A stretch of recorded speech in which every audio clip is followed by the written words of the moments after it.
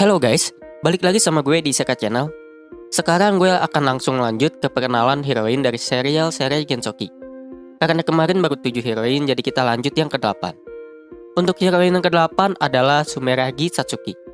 Satsuki sendiri sebenarnya adalah salah satu dari ke-6 hero yang dipanggil ke dunia serial Gensoki. Sebelum dipanggil ke Isekai, Satsuki sendiri adalah kakak kelas sekaligus teman dari Miharu. Ketika berada di Jepang, Satsuki dikenal sebagai Ojo-sama sekaligus murid teladan di sekolahnya. Satsuki adalah anak dari CEO sebuah grup konglomerat yang bernama Sumeragi Group. Karena alasan tersebut, Satsuki terus berusaha untuk menjadi siswi teladan, baik dalam bidang akademik maupun non-akademik. Bahkan Satsuki juga menjadi ketua OSIS di sekolahnya. Walaupun berasal dari keluarga elit, Satsuki memiliki kepribadian yang hangat dan juga peduli pada orang lain. Intinya sih Satsuki selalu ramah kepada siapapun, sehingga orang-orang merasa nyaman ketika di dekat Satsuki. Walau gitu, kadang Satsuki juga bisa jadi orang yang sadis. Sebagai contoh, Satsuki seringkali merasa senang ketika melihat orang yang disukai dalam situasi memalukan, dan Satsuki menganggap hal tersebut sebagai hiburan tersendiri. Setelah dipanggil ke dunia serial Gensoki, Satsuki perlahan-lahan merasa depresi. Bisa kalian bayangin sih, kalian udah kerja keras buat banyak hal, tiba-tiba kalian dipanggil ke dunia antah berantah. Udah dipanggil seenaknya, kalian disuruh buat tempur, itu pun belum ditambah penderitaan tentang masalah politik di sana. Ya kira-kira gitu perasaan yang dirasain Satsuki. Tapi untungnya, mental Satsuki bisa balik normal setelah Ryo berhasil mempertemukan Satsuki dan juga Miharu. Awalnya sih Satsuki nggak percaya sama Ryo, tapi semenjak Satsuki tahu kalau Ryo punya ingatan Haruto, Satsuki pun perlahan-lahan mulai mempercayai Ryo. Dalam hal bertempur, Satsuki memiliki senjata suci yang berbentuk tombak. Namun bila dibandingkan dengan hero lain, bisa dibilang kalau Satsuki itu hero paling lemah dan kurang pengalaman. Sehingga beberapa kali Satsuki malah harus diselamatkan oleh Ryo. Satsuki yang dulunya terkurung di istana, mulai merasa bebas setelah kedatangan Ryo dan Miharu. Terutama ketika Satsuki diculik oleh Ryo untuk terbang keluar istana. Nantinya Satsuki mulai nyebut Ryo sebagai my hero atau pahlawanku. Satsuki sendiri sebenarnya sadar bahwa dirinya mulai mencintai Ryo. Namun Satsuki tahu bahwa Ryo adalah orang yang dicintai oleh Miharu, yang merupakan kohai sekaligus sahabatnya. Sehingga Satsuki harus menahan perasaannya kepada Ryo. Mungkin bisa dibilang kayak Yaegashi Shizuku di cerita sebelah ya. Oke, lanjut untuk heroin yang ke-9, ke-10 dan ke-11. Sebenarnya bisa dibilang udah satu paket. Kenapa gue sebut satu paket? Karena mereka bertiga itu sama-sama dari ras spirit, sekaligus penerus dari 3 tetua yang berada di hutan roh. Buat yang belum tahu, ras spirit sendiri sih intinya ras yang isinya bukan manusia seutuhnya. Sebagai contohnya adalah Latifah, yang merupakan setengah rubah. Ada juga setengah kucing, elf, setengah serigala, sampai dwarf. Selain itu, sesuai dengan namanya, ras spirit memang ahli dalam hal spirit art. Ketiga orang tersebut adalah Orpia yang merupakan elf, Sarah yang merupakan setengah serigala, dan terakhir Alma yang merupakan seorang dwarf. Jadi mereka tuh emang udah temenan dari kecil, dan nantinya mereka dikenal sebagai trio spirit selama berjalannya cerita. Kemunculan pertama mereka adalah ketika Ryo berusaha mengantarkan Latifah ke hutan roh. Pada waktu itu trio tersebut dan juga prajurit dari hutan roh lainnya memfitnah Ryo telah menculik Latifah. Singkat cerita, setelah Ryo bebas dari tuduhan, Ryo pun diberi rumah dan diminta untuk tinggal bersama dengan Orpia, Sarah, dan Alma. Orpia sendiri memiliki penampilan seperti elf pada umumnya, yaitu memiliki telinga yang runcing dan panjang. Cuman anehnya, Opai Orpia jadi yang paling besar di antara trio spirit, padahal biasanya elf terkenal paling tepos. Selain itu, karena sifat dan penampilannya yang kalem, Orpia menjadi gadis yang terlihat paling dewasa di antara trio spirit. Hobi Orpia juga bisa dibilang yang paling feminim. Dirinya sangat senang menjahit dan juga memasak. Berkat hobinya, seluruh pakaian yang dikenakannya adalah buatannya sendiri. Bahkan nantinya, Orpia membuat tiruan dari seragam Miharu. Selain itu, Orpia selalu meminta untuk diajari berbagai resep masakan oleh Ryo. Untuk kemampuan bertarungnya sendiri, Orpia memiliki indera yang tajam Sehingga biasanya Orpia akan menggunakan busur atau sihir. Biasanya Orpia akan menjadi support yang membantu Sarah dan Alma dari belakang. Selain itu, Orpia juga membuat kontrak dengan roh tingkat menengah yang berbentuk burung raksasa bernama Aerial. Orpia juga menjadi guru spirit art bagi Ryo, Masato, Miharu, dan juga Aki. Kemudian adalah Sarah.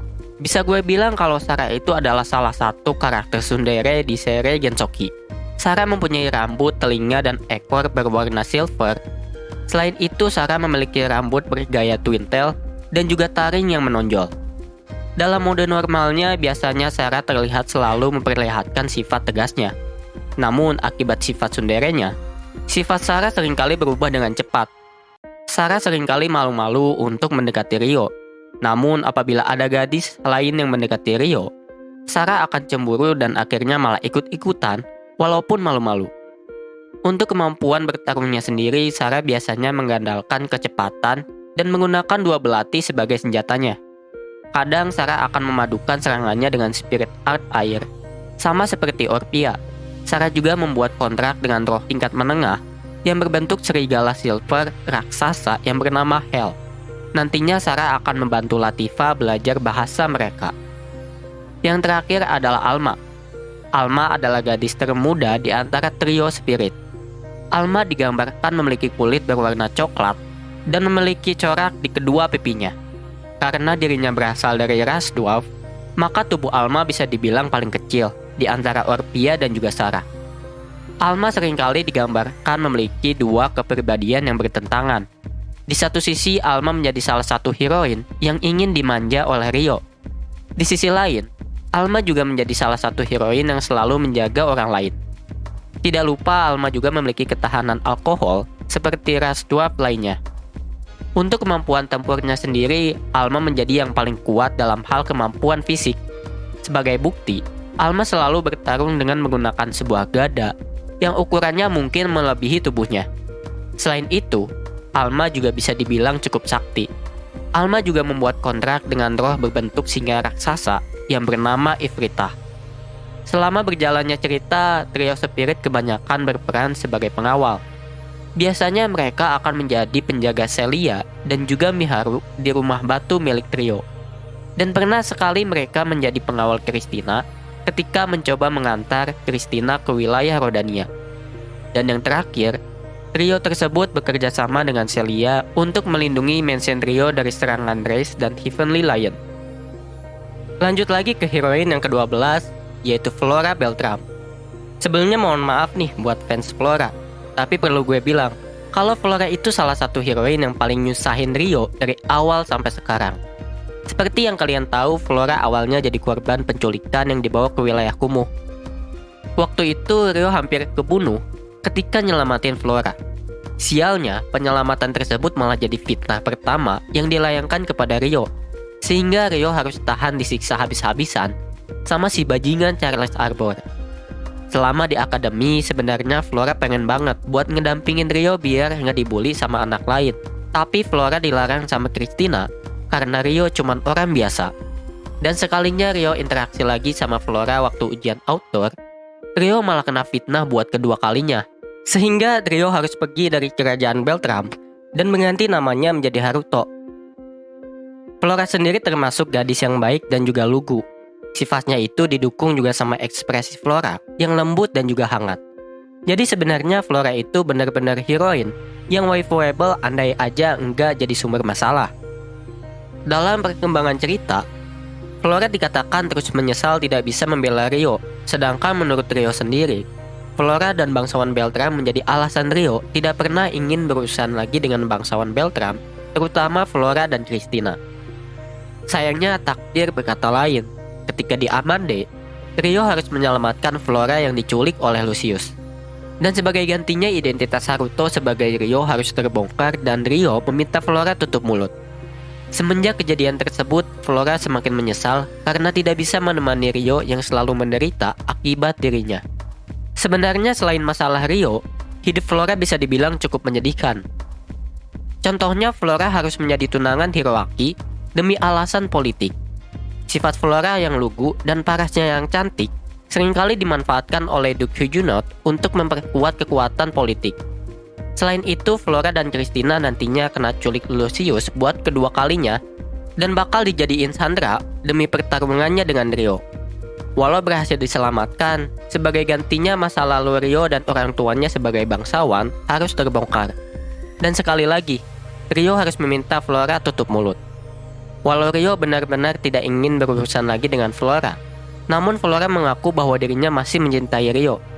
Tapi ya karena Rio yang emang udah nggak mau lagi berurusan sama bangsawan Beltram, jadi kesempatan buat cinta Flora diterima Rio benar-benar kecil.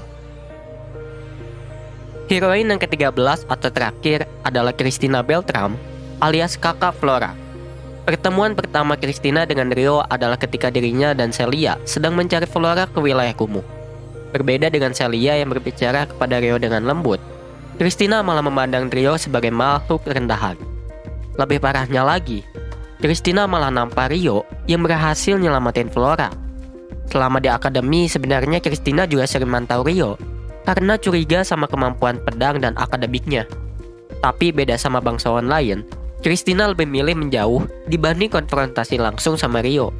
Walau begitu, Christina akhirnya sadar bahwa dirinya bukan apa-apa dibanding Rio sehingga sifat arogannya mulai menghilang.